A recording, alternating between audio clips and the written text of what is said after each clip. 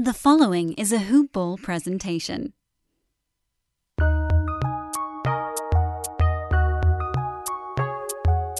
Welcome to the Fantasy NBA Today podcast.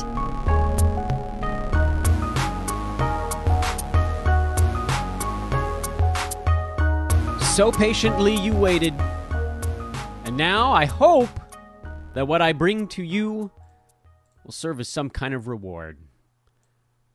Hello, happy Monday, October the 18th, NBA season starts tomorrow, which means today is D-Bombs Day. It's a little silly that the acronym D-Bombs has become a little bit of a thing, and then the fact that I'm yelling it kind of feels like I gave myself a nickname, and those are the biggest losers. But anyway, it exists, and it's the Dan Besbris Old Man Squad, and I admit I picked it because, or I arranged the letters that way because I thought bombs, having the word bombs in it was kind of a fun acronym. And today's the day. I also promised a couple of listeners that I would get into my season win totals just ever so briefly on today's podcast. I'm not going to do a whole long segment on it, but I wanted to get you guys my favorites, and I thought we could do that as well. So a very busy Monday on tap. Welcome to Fantasy NBA Today. I am your host, Dan Besbris, of the Dan Besbris Old Man Squad. And you can follow me on Twitter at Dan Besbris, DanBesbris. No fantasy player deep dive at the front end today because we've got too many things to cover. We're going to do the D-Bombs first because I think most of you guys came for that. We'll do the season win total, very quick breakdown at the end of the show.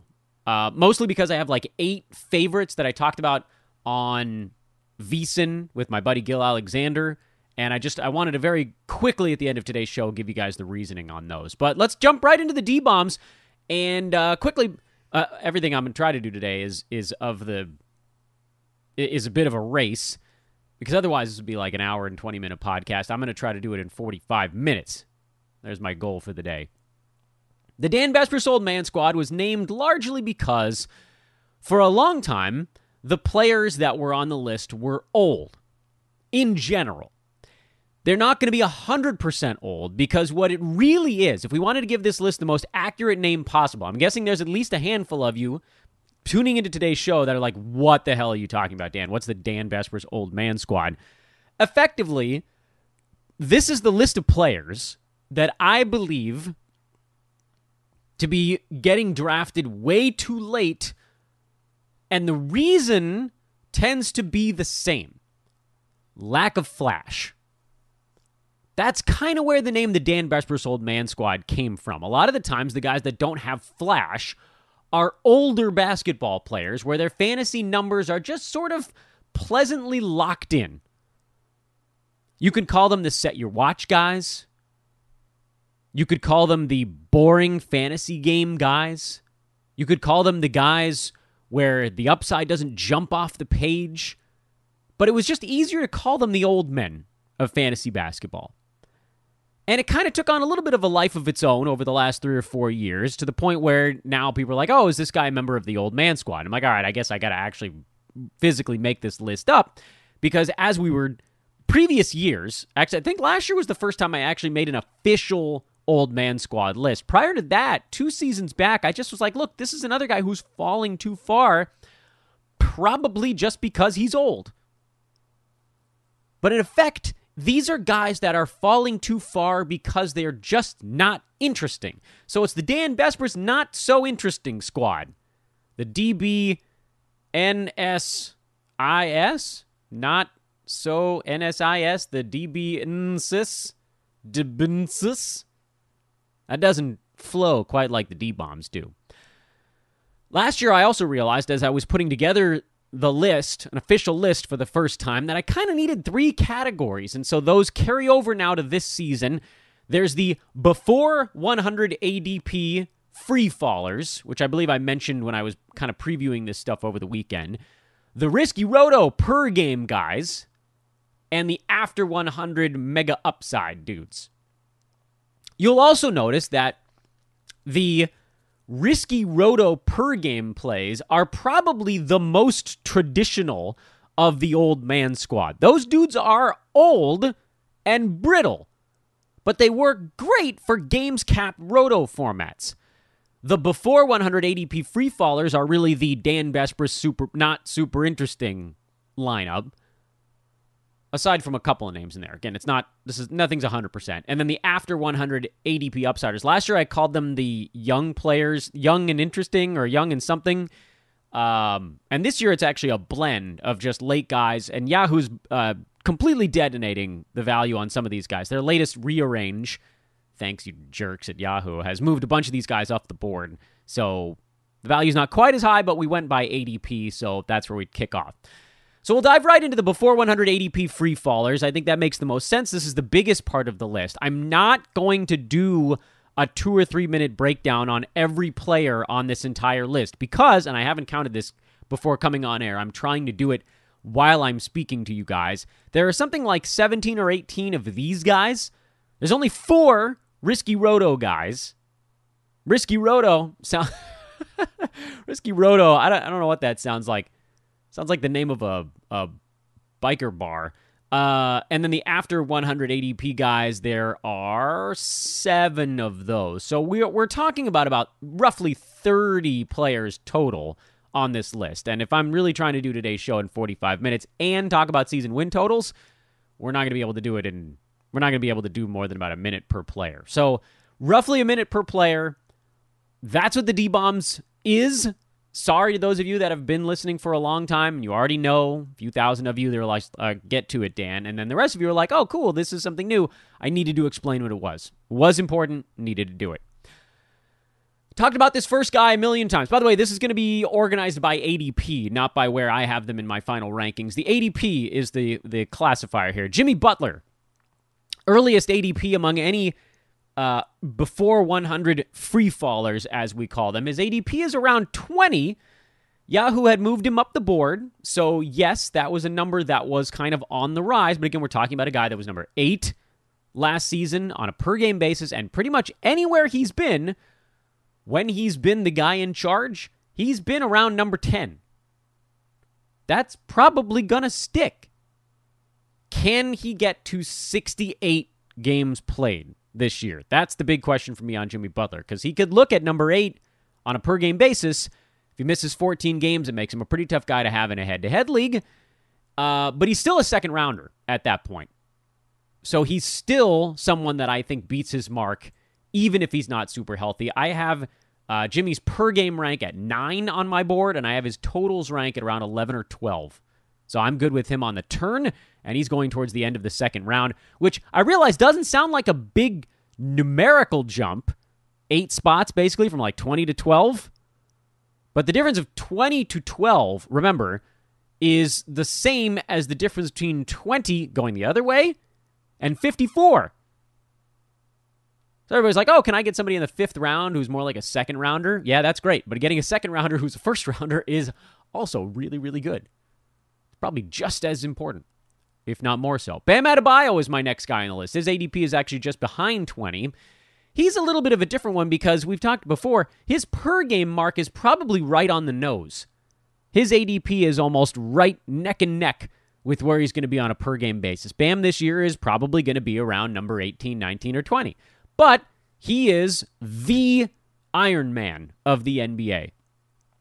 The fact, again, that he only missed 10% of his team's games last year, despite the bubble run, the injuries, COVID, all that stuff, insane.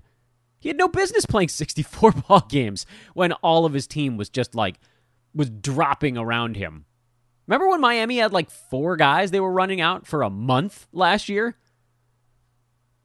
So I have Bam actually beating Butler by totals, even though Jimmy's per-game stuff is much better. It makes Jimmy a much more interesting guy in Roto, as we've talked about before. But totals, Adebayo in the second round, he's going to smoke it. He'll be a first-rounder by totals this year. I feel pretty confident in saying that. Not solidified number 5, number 6 type first-rounder, but he'll be, I would think, in that 9 to 12 range by totals. Almost for sure. And Rudy Gobert is the next one on the list, who's not thought all that far behind Bam. I actually budgeted for Rudy to miss more like 5 or 6 games this season. His ADP probably 2 or 3 slots behind his per game marker. Remember, Gobert was number 22 last year per game. He probably repeats that, and his ADP is about 25 this year, so it's not that far off. But again, this is a guy who's missed, what are we at now, like 7 games in his last 3 full seasons combined? And I know people are healthy until they're not. They're injured until they're not. But Rudy does a hell of a job of staying on the floor. And so 5 or 6 missed ball games, I mean, maybe I'm overshooting there. I have him at number 15 by totals.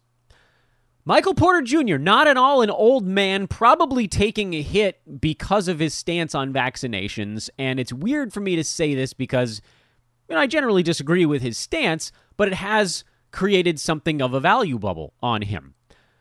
MPJ was number 27 last year on a per-game basis, second half of the season, or basically like the no Jamal era. He was inside the top 20. He's probably not going to shoot 54% and hit 3 3-pointers a game this year, but even if he hovers in the 51% range, it knocks down one of his nice positives. But I also think he shoots better than 79% at the free throw line this season, probably more of them, and he probably scores more than 19 points a game. I really don't know for sure why he's not moving up the board faster. Second half of last season, he was at 23-7 on 56% from the field and 84% at the free throw line. Yeah, the 56 isn't going to hold. 84 could.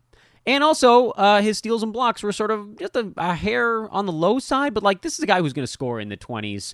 He is hyper efficient, and that's probably why, because people just don't like percentages, and those are 2 of his best categories. And people are like, if I take MPJ in the second round, I have to punt assists. No, you don't. He gets 1.5. He'll probably get closer to 2 this year. Who cares? Who cares? If you've got him on top of Jokic in the first round or Harden in the first round, you don't have to punt assists. No one guy in the early rounds forces you to do anything, basically, besides Giannis. It's like, I have to do this now. No, Giannis is the only one that's that big of a negative in any one statistical category. But let's keep moving because we got to go 1 minute per player today. Chris Paul, how the hell did it happen again? I don't know. And so I don't want to do this discussion for the 50th time on the pod, but I will. I wasn't planning on drafting Chris Paul for a 3rd straight year. He's been our big cash cow for 2 seasons in a row. Chris Paul has been the 3rd round pick we've had on this podcast on almost every single roster. That's basically as long as you didn't completely screw up your first 2 picks, if you went decent Chris Paul the last 2 years, your team probably won money in a Roto League. That's how important he's been, because he's been an early first rounder out of the 3rd round for 2 years in a row, basically now. And so I thought, all right, well, finally people are going to start believing in him again. And then they didn't. And he's still going in the 30s. Yahoo moved him up to 26, and then nobody bought it. So they moved him back down to 29 so they could look like, we weren't the ones who went too high. But they finally were getting it closer to right. Trust yourself, Yahoo. You almost had it. Chris Paul was number 13 on a per-game basis the second half of last year, shooting a not sustainable 53% from the field. But he's awesome. They'll rest him a little bit more, so his totals won't be quite as high. Per game, I have him at 19. Totals, I also have him at 19, which beats his ADP by a full round. Drew Holiday, falling like a boulder. ADP of 41.6. I don't know really how much we need to say about this one. He was right around number 20 the whole year last season. Almost no random fluctuations. He was one of the most consistent players in fantasy last year on a week-to-week basis. It was just he's number 20 to 25 range every week. And the Bucks get him crazy open looks, so his efficiency is awesome. His assists, his steals, he gets blocks from the point guard spot. He's going to be tired. That's the downside here. So by totals, I actually do have him playing fewer than the average number of games. So maybe I should have put him in the risky roto category. But he's getting drafted halfway through the 4th round. And his per-game floor is probably the late mid-3rd. His floor is a round ahead of where he's getting drafted. So all he has to do is stay even remotely healthy, and he beats his ADP. As such is the case of the guy behind him, actually the next two guys, Tobias Harris and Clint Capella. Tobias drafted at 42 also, just like Holiday. Capella at 44. This still just doesn't fully add up. So we get it. Ben Simmons is probably back. And for Tobias Harris, his usage in the second half of last year was down a little bit. He also wasn't fully healthy the second half of last year. Kind of a weird little phenomenon for Harris. But he was number 28 on a per-game basis last season. I put this list together back when Simmons looked like he was going to get traded. I think you can make the adjustment. Harris probably more like a mid-30s per-game guy with Simmons around this year. But I also expect him to be the super durable iteration of Tobias, not in the era of COVID where everybody's schedule gets mushed in together. So per game, probably 32, 33. Totals, probably around 20. He becomes a really nice head-to-head option. And then with Capella, he's kind of the flip side of that. Clint was just very good on a per-game basis all season last year at 26, 2 slots ahead of Tobias Harris.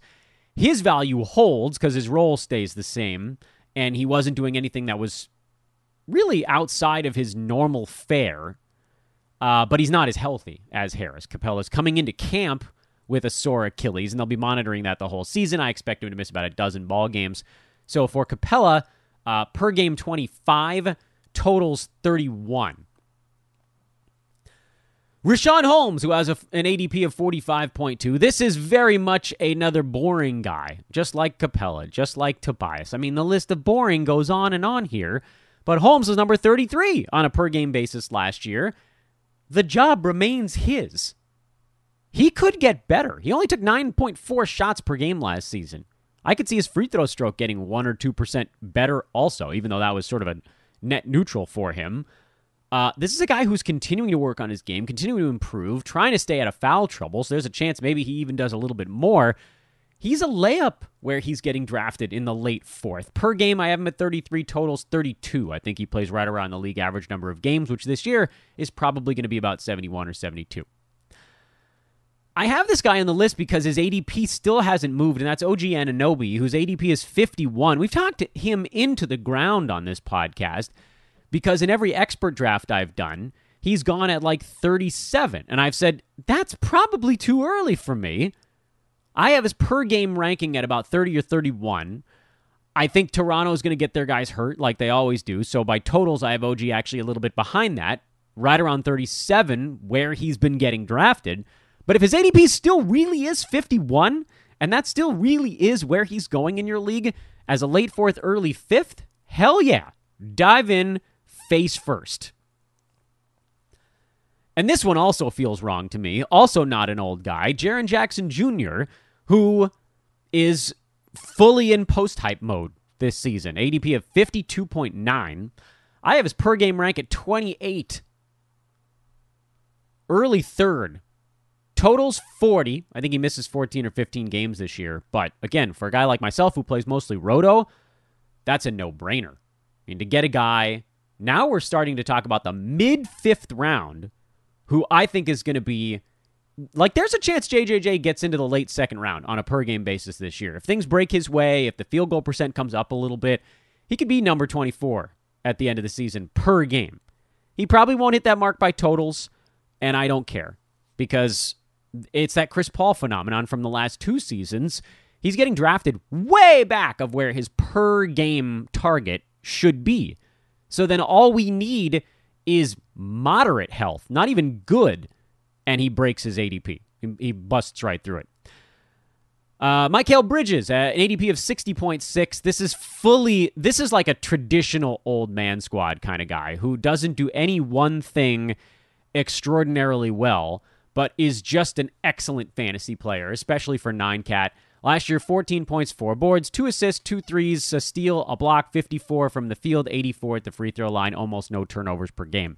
He was just sort of league average or a little bit better to slightly more than that better in pretty much every category besides rebounding, and he's going to replicate that.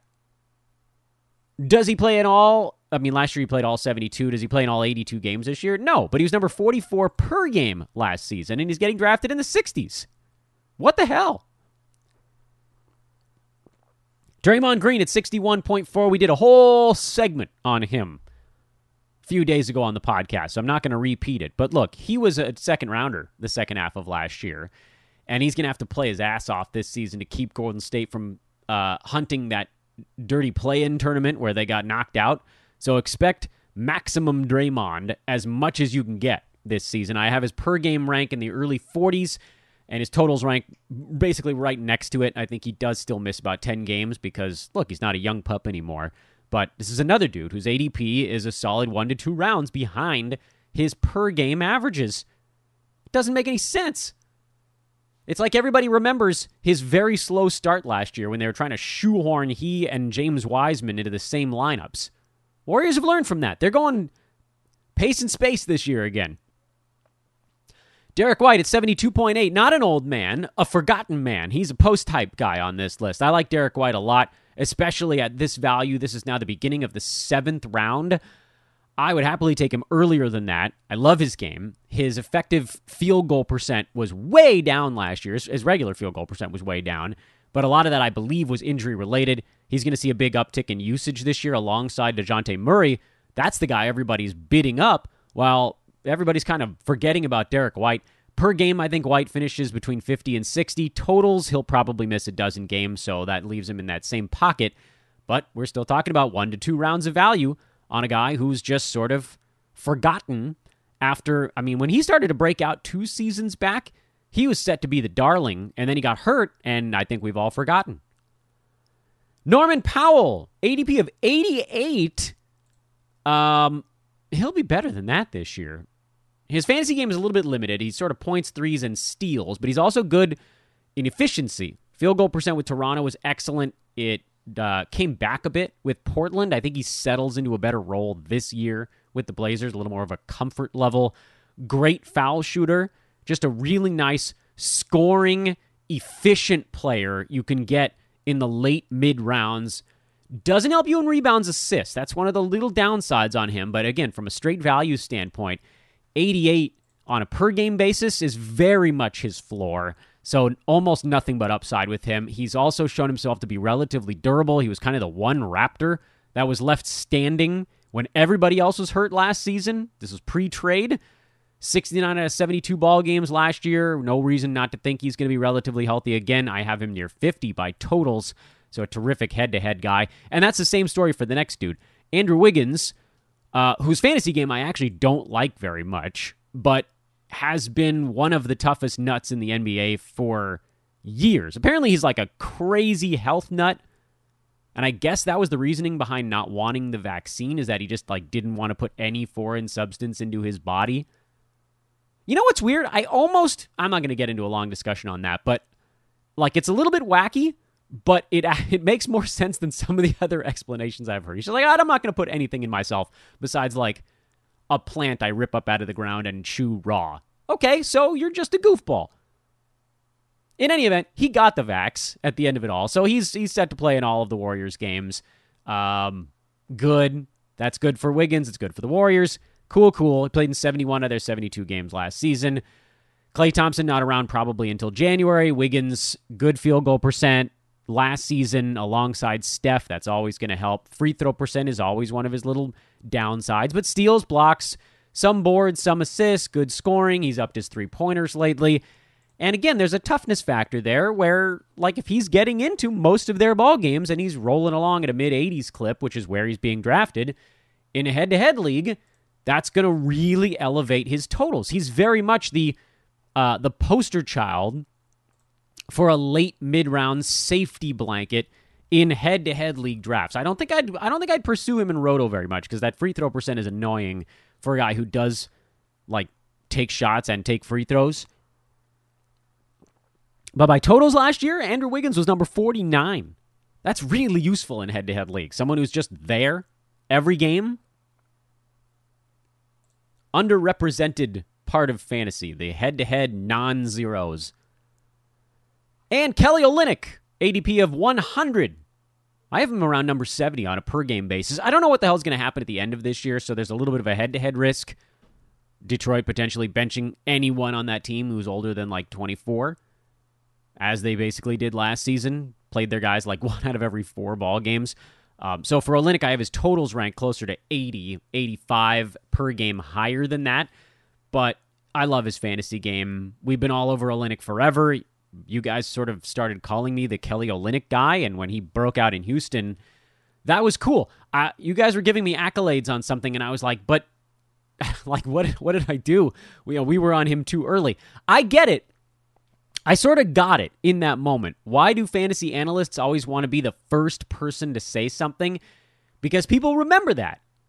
But that's generally not what we do with this podcast, and it's generally not the way I play fantasy sports. I'm very rarely the first person on someone, or the guy who's like sticking with the player even when it's not working out, the way that we kind of were with Olynyk, where he was right on the cusp for so long, and then kablamo, just unlocked all of it in Houston. So a lot of analysts just do that all the time. They're like, oh yeah, go pick up this guy, this guy, this guy, and this guy. And those guys are all horrible for like 5 months and change, and then they're great for like 3 weeks, and everybody remembers it because they were the guy to call it. That's not our game here. We want to get out to quick starts, so we want guys you don't have to wait on for half the year. I'm in hyper-competitive leagues, so I can't be sitting on dudes all season long. And so this podcast is rarely going to be the one that makes the call in October of the guy you want to have on your team in March. We make the calls in October for the guys you want on your team in October. It is what it is. Part of being the boring guy in fantasy. All right, that's your before 100 ADP free fallers. Let's do some risky roto per game plays. What are we, about 25 minutes in? I'm running behind here. Risky roto per game plays. I'm going to give you all 4 of them right now, and then I'll kind of explain the reasoning behind the collective. Kristaps Porzingis, Kemba Walker, Mike Conley, Al Horford. I'm sure you guys sense a pattern here. Porzingis, always hurt. Kemba Walker, bulky knees. Mike Conley, set to get rest days. Al Horford, probably going to get rest days, although we've heard from the Celtics they're going to try to minimize those this year. Horford's only on this list because his ADP is 110. That's crazy late. He doesn't have a ton of upside. I love Al. I love Big Al, but he's not going to go, 55 range like he was pushing. He was higher than that for a little bit in Oklahoma City last year. His role is just not going to be that big, but he's going to play probably 26, 27, maybe even 28 minutes with the Celtics, probably like 26 and a half, 27. And that should be good enough for him to get into that 80 to 85 range on a per-game basis. But he's not going to play every game. Even if they say they want him to, he's not. Mike Conley should be around number 60 on a per-game basis. His ADP is 88, but he's going to miss 16 games, so his totals rank is near 88. These are guys where their totals rank is actually going to be pretty close to their ADP, but their per-game rank is way higher, just assuming 16-plus games on the shelf. Kemba, ADP 86.3 per game, probably right behind Conley at about 63, 64. Totals rank in the 80s. My favorite, oddly enough, of this entire bunch is Porzingis. Basically because he's the only one of these 4 guys who's still young. That's it. That's the reason. There's still a fleeting outside chance that Kristaps Porzingis plays in all but like 11 ball games this year. For Kemba, Conley, Horford, maybe Horford gets to within 11 games, but like who cares because his upside isn't that big. Kemba, Conley, no way. Their teams don't even want him to shoot for that. Dallas, I think, would love for Porzingis to shoot for playing 71, 72 ball games this year. And so there is a 5, 10, 15% chance he gets to that mark. So that creates that small amount of built-in upside that makes him a really interesting late 4th rounder for me. It's one of the reasons, actually, that all the issues we're having with the late 2nd, early 3rd, it does kind of come full circle because the late 4th, early 5th has a lot of guys like this in that same range. We were talking about them just a minute ago with the free fallers. Drew going too late, Harris going too late, Capella, Holmes, Anunoby, JJJ, all those guys going in this range somehow. And yet, of all of those guys, in a roto games capped format where, assuming I've taken pretty safe guys my 1st, 2nd, and 3rd rounds, I'm actually very good with Porzingis at like 47, 48, even 46 or 45, because on a per game basis, he can hunt 20. which I don't know if there's any of those other guys that we talked about can get to that level. Rashaan's not going to get to 20. Capella's not going to get there. Tobias isn't going to get there. Drew has a shot, but he's generally going early fourth as opposed to late fourth. JJJ, he's got an outside shot. He and Porzingis actually fall into a similar bucket for me of just that type of unicorny. We've coined the term unicorn for that type of player. Big man who can shoot threes, block shots. Porzingis a better rebounder because he's 7 foot a million and JJJ's like 6'9". JJJ probably a little stronger. Presumably his body holds up a little better this year, but we don't know. So those are the risky roto per game plays. I don't know that I'd suggest these dudes in head-to-head. Horford, probably your closest thing to someone you could go head-to-head, but even that is probably not on the board. These are guys I think I'd only go on the roto side. And now finally, the after 100 ADP upsiders, where Yahoo has obliterated the value on a couple of these guys. Daniel Gafford, when I put this together, had an ADP of 108.1. Yahoo's moved him up to like number 80 on their pre-rank board, so that's all gone. So no, I'm not taking him. I don't think I'm taking him at 80. I think they've screwed it up for us. I guess we'll see if he gets pushed back a little bit or if people are reticent about making that move mid-7th round. But I don't think I can go that direction mid-7th round. Larry Nance Jr., ADP of 127. He should go in the risky roto per game plays. I put him in the wrong heading, but he's so late that I thought I'd drop him into this bucket. This is a dude who's probably going to go top 75 per game this year and play in 60 out of 82 ball games. So yeah, much better roto pick, much better roto guy, but damn, he's going to smash that ADP on a per game basis. Mo Bamba. We've been on Mo Bamba. Okay, that's the one I want to continue to try to take credit for. We're late on almost everybody on this show. As I just talked about a second ago, we're very rarely the early ones. But we were talking Bamba up the whole freaking offseason, and nobody believed us until the stupid preseason came along and messed it up. A thing that means nothing. But Bamba looked great, just like he did at the end of last year when everybody was like, oh, well, they're going Wendell Carter Jr. exclusively. And I was like, nah, man, that's a timeshare. And Bamba's the way better per game guy. And now here we are. Another guy that just got shifted up. I think Yahoo re-ranked him to like 105. Well, that blows up that one too. He's also going to get hurt at some point this year because it's Mo Bamba. You can grab him in Roto at 105, but not head-to-head. Now, the other guys on this list, I don't think they've had their ADPs moved around too much. I like TJ McConnell, ADP of 127.7, super durable. He was in that 75 to 80 range most of last year. Better than that when guys were out. Karis LeVert out. TJ Warren out. Malcolm Brogdon always hurt, but not out yet. McConnell's got a great role. I look for him to be right back in that same 80 range per game. Hyper durable. He was inside the top 50 last year by totals. No reason to think he can't get pretty close to that again this year, and he's getting drafted in the 11th round. Daniel Tice is an interesting one. And I get it. People don't want to go Tice because he's definitely not going to play much late in the season. But also, getting off to a super quick start is useful in any fantasy format. And so why not take a guy who could squeeze out like a top 80 start to the year, and then fine, in January, February, if things start to get dialed back 2 or 3 months in, okay, whatever, you kick him to the curb. But at this point of your draft, basically, like his ADP is 142.1, but I'm not even seeing him getting drafted in some spots, so maybe it's more like an ADP of 150, 160. If you can find a guy there who gives you a couple of months of good production, that's good. DeAnthony Melton, okay, yeah, his ADP is getting messed up a little bit. He's going earlier now. ADP of 145.1. I've seen him generally going more in the 115 range. Should get off to a nice start with no Dylan Brooks. What's going to happen when that team gets healthy? I don't know. Generally, we've seen Melton marginalized a little bit, but you got to have him to start the year. It's that same idea. And then finally, the man who just had to be on the Dan Besbris Old Man Squad, the guy who rounds out the Dan Besbris Old Man Squad. I'll tell you after this promo. Ha! See what I did there? Yeah, I'm too quick. Too clever 30-something minutes into the show. Promos today. 1, follow me on Twitter at Dan Besbris. Follow Hoopball on Twitter at HoopballFantasy. Couple of new things this year.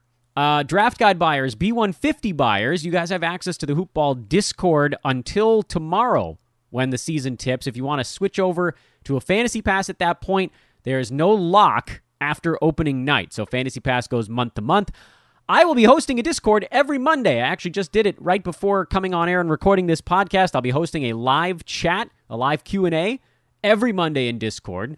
And we have different pros that are hosting a different live chat every day during the week.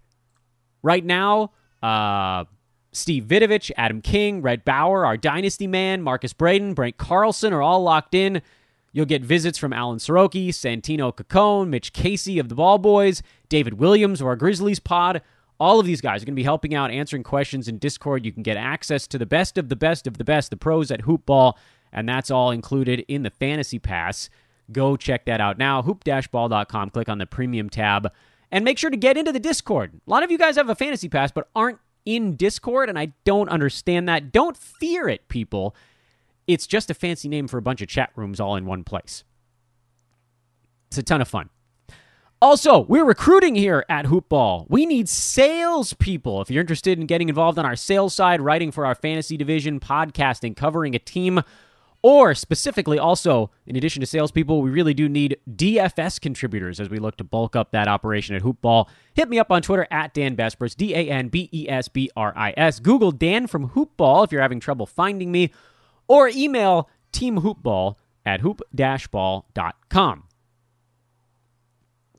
The last player on the D-Bombs is Danny Green. You guys probably were going to guess it. One of the most underrated fantasy seasons I could possibly imagine came from Danny Green last year. By totals, number 52. 52. Dude played 69 out of 72 ball games, so yes, there was a bit of a totals bounce there. But he was also number 88 on a per-game basis. Benefited a bit by games that Tobias Harris missed, Ben Simmons missed, Joel Embiid missed. But 9.5 points, 3.8 rebounds, good defensive stats, some three-pointers. That's repeatable stuff for Danny Green. No reason to think he won't be right around the top 100 and durable again. Makes for a delectable last-round head-to-head grab, especially if your team is crappy in turnovers. Low turnovers guy, shores up a few categories without hurting you, and just doesn't do zeros. Useful fantasy, no zeros. And that's the D-Bombs. 2021-2022 season. Those are your D-Bombs for this draft season. Hopefully you guys were able to pick up most of those names as we talked about guys throughout this offseason anyway. But that's the list actually in order of ADP. As promised, a few of my favorite season win totals here before we wrap things up on today's podcast. I like the Celtics over 45.5. That was the number that came out. I was working off of BetMGM's opening line. Celtics were ravaged by COVID and missed COVID games last year. They switched Kemba Walker for Al Horford. That's going to be very useful for their defense, and they're just going to be pissed, man. They only had 36 wins last year. The extra 10 games are against the Eastern Conference, so I would assume that gets them probably another 6 out of those 10 wins. That gets them to 42. And 4 more wins from not having their entire team wiped out by a virus is very doable. They're going to be mad, and they're going to be playing hard. The Bulls under 42.5. I don't think anybody's going to agree with me on this one, but it's going to take that team a long time to come together. Last year we had the over on the Bulls, and they cleared it. They were, aside from Levine missing 3 weeks with COVID late, pretty healthy, aside from Larry Markkinen, but I don't know how much that really impacted things. So here's the issue. After the first 41 games this year, the Bulls are probably still going to be kind of figuring things out. I expect them to be in that 18-23 range. So to get to 43 wins at that point, they're going to have to basically go 25-16 the rest of the way, and I'm just not sure that happens. I back continuity. I tend to fade big changes on rosters and a lack of depth. And while I do like the Bulls, how they stack up by the end of the season, I think they'll win games down the stretch. I don't think they're going to win enough games early to get to this number. as they push probably into that 6, 7, 8 range in the Eastern Conference. Mavericks, I like the over. I have no idea how that team got to 42 wins last season. Get them up to about 48 with the extra 10 games this year. And then, I don't know, remove the month where they lost their entire team in Denver to COVID. Half that team just never left Denver. Remember that? It was literally Luka against the universe. And they lost a bunch of games in there. If those games equal out even a little bit, they clear this number. I have the Mavs actually over 50 wins this season, so this is one of my favorites. Warriors under 48.5. How the Warriors and the Mavs have the same number, I could not possibly guess. Klay Thompson not back probably until January. Otherwise, the Warriors probably, spacing-wise, they got a little bit better, but overall, they really didn't. Kelly Oubre gone, so that gets rid of someone who could at least, he had a bad season, but at least he could create a little bit. So it's Steph and Dre and Wiggins, but 49 wins? That's 16 games over 500 this year, folks. They won 39 last year. If you add another 5-ish to that only gets them to 44. I don't see this team getting that much better season over season. They were also really healthy last year. Anything goes wrong, they don't get to that number. The Heat over 48.5. This is another team that were just crushed by COVID. Last year they won 40. That puts them on pace for about 46 this season. Pretty easy to see 3 more wins with Kyle Lowry coming back and the rest of the team getting a full offseason rest. That's an easy one. Suns under 51.5. They proved what they needed to prove last year. They were also crazy healthy. Chris Paul, Devin Booker, DeAndre Ayton, Mikal Bridges. Those guys basically didn't miss any time. Like a couple games each. I don't see that happening again after the very short offseason for them. This is a team that's going to be scuffling a bit with a playoff hangover. I have them going under.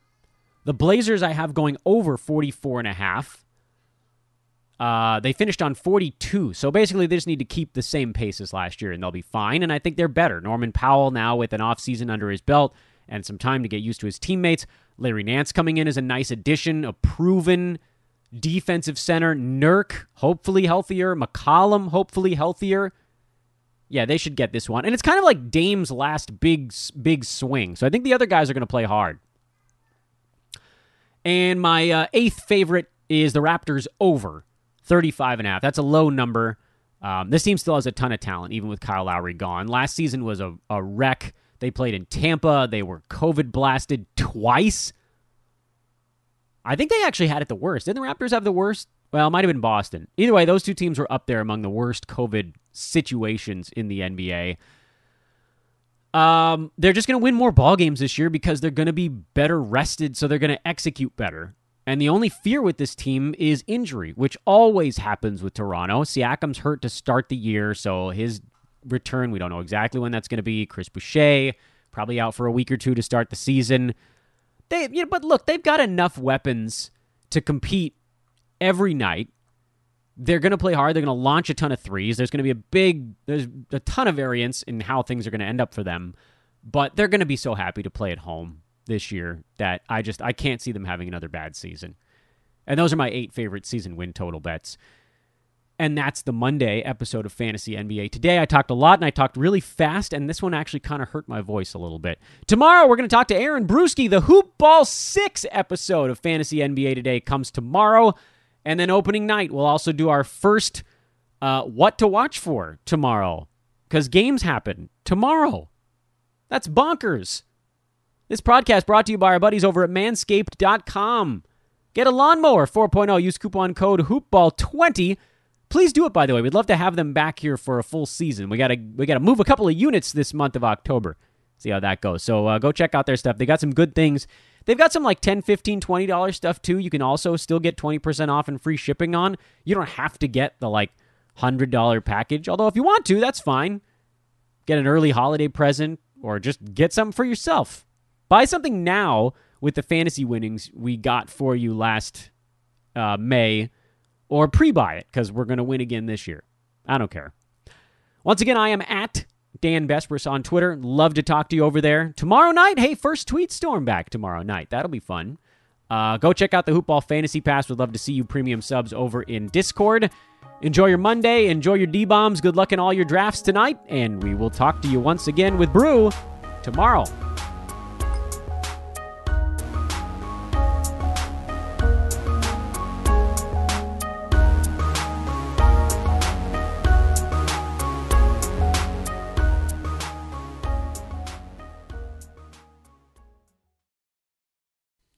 This has been a Hoop Ball presentation.